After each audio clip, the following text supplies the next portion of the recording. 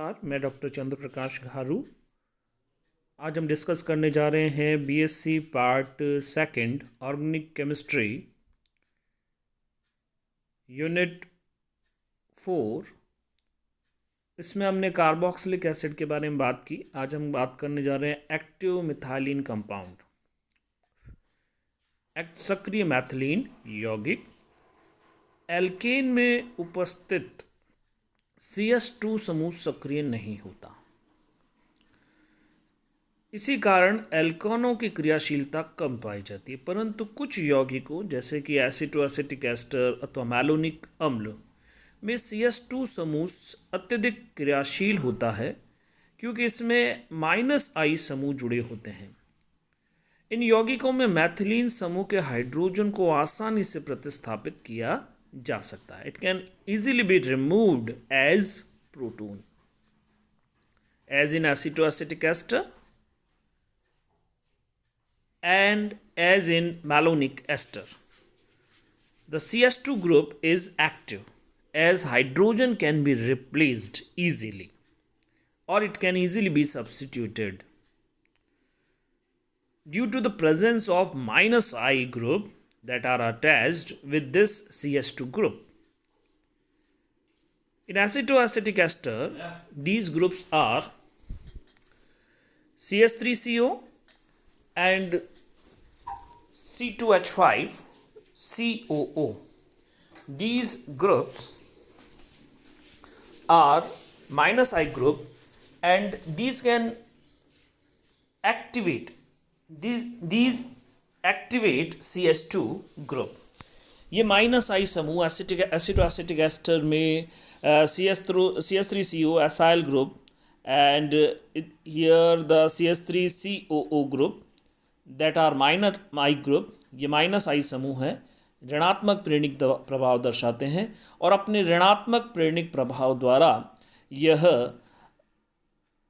CS2 समूह को, मैथिलीन समूह को सक्रिय करते हैं, एक्टिवेट करते हैं, जिस कारण से CS2 समूह का हाइड्रोजन आसानी से विस्थापित किया जा सकता है, प्रतिस्थापित किया जा सकता है। इसी प्रकार से आप देखेंगे कि मैलोनिक एस्टर जो कि यहाँ पे दर्शाया गया है, इस मैलोनिक एस्टर में भी एक्टिव मेथिलीन समूह जो है वो एक्टिव है। ये जो CS2 समूह है वो एक्टिव है। एक्टिव क्यों है? क्योंकि यहाँ पे -I समूह उपस्थित है। ये -I समूह जो है वो CS2 समूह को सक्रियता प्रदान कर रहे हैं, जिससे इसका हाइड्रोजन जो है उससे आसानी से प्रतिस्थापित किया जा सकता है। It can easily be substituted. तो हम सबसे पहले 1 by 1 इसको डिस्कस करेंगे और सबसे पहला हमारा पार्ट रहेगा एसिटोएसिटिक एस्टर। तो इसके निर्माण की विधि हम डिस्कस करने जा रहे हैं। एसिटोएसिटिक एस्टर को किस तरह प्राप्त किया जा सकता है। तो सोडियम इथॉक्साइड की उपस्थिति में ethyl acetate that is ester, ethyl acetate के अणुओं के मध्य संघनन होता है, कंडेंसेशन रिएक्शन होती है in presence of sodium ethoxide, और इस संघनन अभिक्रिया के परिणाम स्वरूप आपको एसिटोएसिटिक एस्टर प्राप्त होता है that has active methylene group, जिसमें सक्रिय मैथिलीन समूह उपस्थित होता है। इसकी मैकेनिज्म को हम डिस्कस करते हैं। क्या है मैकेनिज्म? अब यहाँ पे सोडियम इथॉक्साइड का क्या रोल है? सोडियम इथॉक्साइड एक प्रबल क्षार है जो कि एथिल एसिटेट के अल्फा हाइड्रोजन को प्रोटॉन के रूप में निष्कासित करता है, जिसके परिणाम स्वरूप आपको कार्ब एनायन प्राप्त होता है। क्या कह रहे हैं?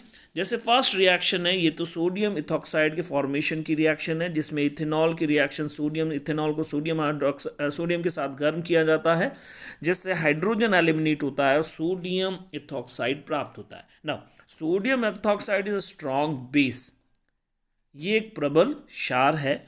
ये क्षार क्या कर रहा है? एथिल एसिटेट के अल्फा हाइड्रोजन को ये क्या कर रहा है? बेस के फॉर्म में रिमूव कर रहा है, जिससे आपको इथेनॉल प्राप्त हो गया। और क्या प्राप्त हुआ? इम्पोर्टेंट इंटरमीडिएट कार्ब एनायन प्राप्त हो गया। कार्ब एनायन का निर्माण हुआ। नाउ दिस कार्ब एनायन, ये जो कार्ब एनायन प्राप्त हुआ, now it will now act as nucleophile, ये नाभिक स्नेही की भांति व्यवहार करता है और एस्टर के कार्बोनिल कार्बन पे आक्रमण करता है। C double bond O carbon के ऊपर आक्रमण करता है। क्यों आक्रमण करता है? दूसरा मॉलिक्यूल जो है एथिल एसीटेट के दो मॉलिक्यूल, प्रथम मॉलिक्यूल जो है वो सोडियम मेथॉक्साइड के प्रेजेंस में किस में कन्वर्ट हो गया? कार्ब एनायन इंटरमीडिएट में कन्वर्ट हो गया। ये कार्ब एनायन इंटरमीडिएट अब नाभिक स्नेही की भांति एक्ट करता है और ये नाभिक स्नेही योगात्मक अभिक्रिया में अब पार्टिसिपेट करेगा। और ये नाभिक स्नेही की तरह अब जब आक्रमण करता है, किस पे आक्रमण करता है? Carbonyl carbon C double bond O group के ऊपर आक्रमण करता है। क्यों करता है? क्योंकि कार्बन के ऊपर पार्शियल पॉजिटिव, कार्बोनिल कार्बन के ऊपर पार्शियल पॉजिटिव चार्ज, आंशिक धनावेश पाया जाता है। इस कारण से ये उसके ऊपर आक्रमण करता है और फाइनली हमें यहाँ पे आक्रमण के बाद में आप देखेंगे कि जो इथॉक्साइड है दैट विल एलिमिनेट, ऑक्सीजन के ऊपर नेगेटिव चार्ज आया यहाँ पे और फाइनली ऑक्सीजन का नेगेटिव चार्ज हटा, इथेनॉल इथॉक्साइड जो है वो एलिमिनेट हो गया और आपको प्राप्त हो गया एसिटो एसिटिक एस्टर। एसिटो एसिटिक एस्टर आपको प्राप्त हो गया। तो इस तरह से इस मैकेनिज्म को हम आसानी से कंसीडर कर सकते हैं। निर्माण की एक विधि हम देख सकते हैं कि किस तरह से एसिटो एसिटिक एस्टर जो है वो प्राप्त होता है। नेक्स्ट है संश्लेषण अनुप्रयोग, सिंथेटिक एप्लीकेशन। इसकी सिंथेटिक एप्लीकेशन या अपन कहें कि इसकी केमिकल रिएक्शंस जो हैं वो क्या होगी, इसके रासायनिक गुण क्या होंगे। तो active methylene compound is a very important compound, इससे कई तरह के यौगिकों का निर्माण किया जा सकता है। तो सबसे पहला हम देखते हैं अपचयन रिएक्शन, इसके अंदर रिडक्शन रिएक्शन के बारे में हम बात करते हैं। सोडियम अमलगम की उपस्थिति में अपचयन द्वारा बीटा हाइड्रोक्सी एस्टर प्राप्त होता है। बीटा हाइड्रोक्सी एस्टर, तो इसमें क्या प्रेजेंट है? ये कार्बोनाइल एस्टर है जिसके अंदर कार्बोनिल समूह उपस्थित है और एस्टर ग्रुप प्रेजेंट है। अब हमें क्या बनाना है? Beta hydroxy ester. तो यहाँ पे एस्टर का beta position carbonyl carbon present है और इस कार्बोनाइल कार्बन को हमें क्या करना है? रिड्यूस करना है। ये जो कार्बन है इसको हमें रिड्यूस करना है और कार्बोनिल यौगिकों को अल्कोहल में रिड्यूस करना सोडियम अमलगम की उपस्थिति में आसानी से हो जाएगा रिडक्शन, और इस रिडक्शन के थ्रू आपको बीटा हाइड्रोक्सी एस्टर प्राप्त हो जाएगा। दूसरा है कीटोनिक जल अपघटन। कीटोनिक जल अपघटन तनु सल्फ्यूरिक अम्ल में जल अपघटन द्वारा मुख्य उत्पाद एसीटोन। अभी आपने क्या किया? फर्स्ट रिएक्शन में एसीटोन जो कार्बोनाइल ग्रुप था उसको कन्वर्ट किया किस में? आपने कन्वर्ट किया अल्कोहल में। अब दूसरी रिएक्शन में आप क्या कर रहे हैं? Ketonic hydrolysis. कीटोनिक हाइड्रोलिसिस यानी कि एस्टर का हाइड्रोलिसिस हो जाएगा और कीटोन आपको प्रोडक्ट के रूप में प्राप्त होगा। तो ये किस परिस्थितियों में किया जाता है? तनु सल्फ्यूरिक अम्ल की उपस्थिति में जब हाइड्रोलिसिस किया जाता है उस कंडीशन में आप देखेंगे कि इथेनॉल जो हाइड्रोलिसिस जब होगा तो एसीटोन प्राप्त होगा। एसीटोन के साथ ही साथ आपको क्या प्राप्त हो रहा है? इथेनॉल प्राप्त हो रहा है और कार्बन डाइऑक्साइड गैस एलिमिनेट हो रही है।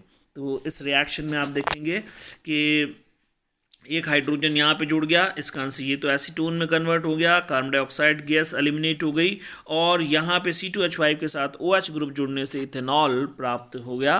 तो कीटोनिक जल अपघटन रिएक्शन तनु सल्फ्यूरिक अम्ल की उपस्थिति में होती है। मुख्य उत्पाद के रूप में एसीटोन प्राप्त होता है, साइड प्रोडक्ट के रूप में इथेनॉल प्राप्त होगा, कार्बन डाइऑक्साइड गैस एलिमिनेट हो जाती है। नेक्स्ट है अम्लीय जल अपघटन।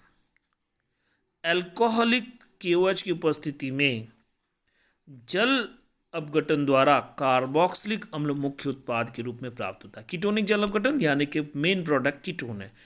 एसिडिक जल अपघटन यानी एसिडिक हाइड्रोलिसिस यानी कि मेन प्रोडक्ट के रूप में कार्बोक्सिलिक कंपाउंड जो है वो मेन कंपाउंड के रूप में आपको प्राप्त होगा। तो इसमें क्या है?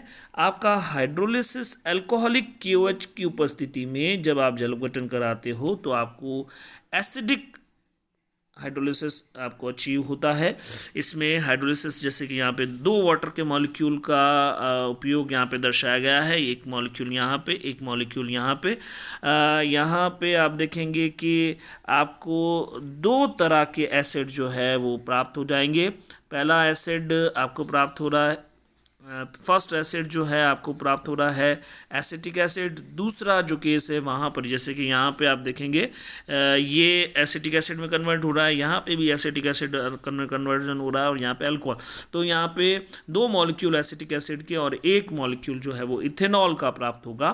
तो यहाँ पे KOH के प्रेजेंस में जब हाइड्रोलिसिस करवाया जाता है एसिटो एसिटिक एस्टर का, तो दो एसिटिक एसिड के मॉलिक्यूल और एक इथेनॉल प्राप्त होता है।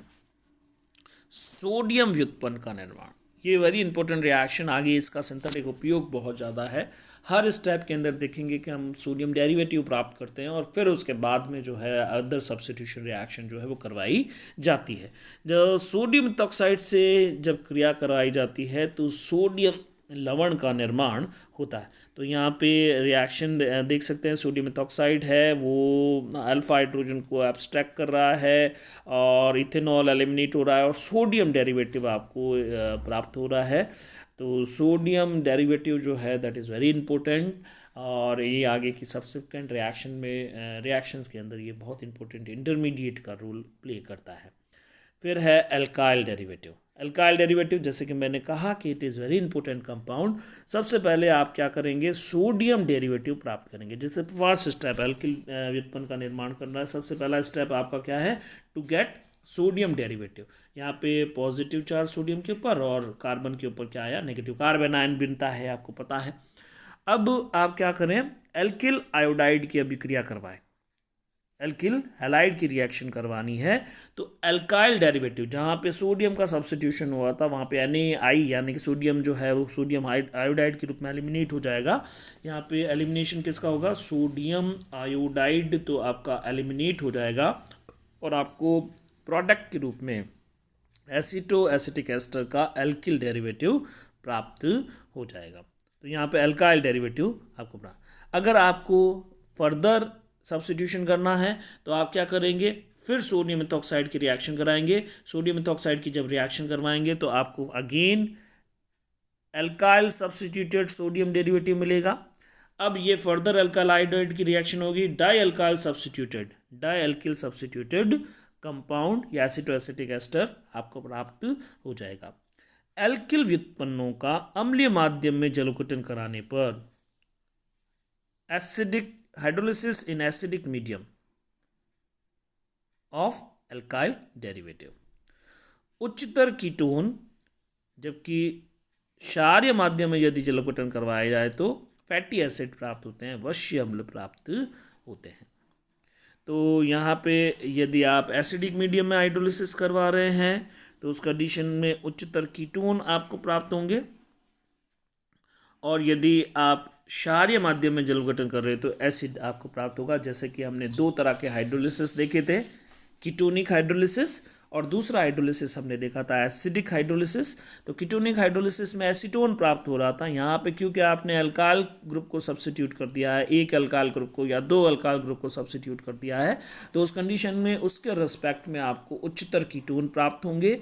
और यदि हाइड्रोलिसिस आप जो है KOH की प्रेजेंस में करवा रहे हैं तो उस कंडीशन में उच्चतर अम्ल प्राप्त होंगे, यानी कि फैटी एसिड, उच्चतर अवश्य अम्ल, कार्बोक्सिलिक अम्लों को हम फैटी एसिड के नाम से जानते हैं, तो फैटी एसिड आपको प्राप्त हो जाएंगे। जैसे वहाँ पे एसिटिक एसिड प्राप्त हो रहा था, यहाँ पे alkyl derivative substituted alkyl derivative aceto acetic ester जो है वो फैटी एसिड या उच्चतर कार्बोक्सिलिक अम्लों का निर्माण करता है। तो यहाँ पे ये डिफरेंट रिएक्शंस जो है वो दर्शाई गई है, किस तरह से हायर कीटोन का फॉर्मेशन हो रहा है, किस तरह हायर एसिड्स का फॉर्मेशन हो रहा है, उसको यहाँ पे दर्शाया। जैसे कि यहाँ पे डबल RR ग्रुप प्रेजेंट है, लॉन्ग चेन एसिड का फॉर्मेशन होगा, सिंगल R ग्रुप प्रेजेंट है, ये एक लॉन्ग चेन अल्काइल ग्रुप हो सकता है, तो उसकी प्रेजेंस में जो है उच्चतर वश्य अम्लों का निर्माण होता है। तो एक बहुत इम्पोर्टेंट रोल जो है ये प्ले करता है। डाई कार्बोक्सिलिक अम्लों का निर्माण, क्लोरो एसिटिक एस्टर की अभिक्रिया एसिटो एसिटिक एस्टर के साथ में एसिटोएसिटिक एस्टर के सोडियम व्युत्पन्न से कराने पर प्राप्त उत्पाद का जब जल अपघटन करवाया जाता है तो डाई कार्बोक्सिलिक अम्ल प्राप्त होता है। क्या करना है, क्लोरो एसिटिक एस्टर लिया, क्लोरो एसिटिक एस्टर जो कि यहाँ पे दर्शाया है किस, और आपने रिएक्शन क्या की है, सोडियम डेरिवेटिव ऑफ एसिटोएसिटिक एस्टर, दोनों की रिएक्शन हुई, क्या होगा, NaCl विल रिमूव, तो ये जो कार्बन है वो इसके साथ में आके जुड़ जाएगा, सोडियम की जगह पर ये पूरा CH2COOC2H5 ग्रुप जो है वो सब्स्टिट्यूट हो गया। अब आप इसका हाइड्रोलिसिस करवा रहे हैं, hydrolysis in acidic medium. Acidic medium में जब आप हाइड्रोलिसिस करवा रहे हैं तो उस कंडीशन के अंदर आपको जो है देखने को मिलेगा कि क्या क्या प्राप्त हो रहा है, आपको डाई कार्बोक्सिलिक एसिड जो है वो प्राप्त हो रहा है, एसिटिक एसिड बन रहा है, डाई कार्बोक्सिलिक एसिड आपको प्राप्त हुआ और इथेनॉल के 2 मॉलिक्यूल आपको प्राप्त हो जाते हैं। तो it is very simple hydrolysis reaction, और अम्लीय माध्यम जल अपघटन द्वारा आपको डाई कार्बोक्सिलिक एसिड जो है वो मुख्य उत्पाद के रूप में प्राप्त होता है। तो थैंक यू वेरी मच।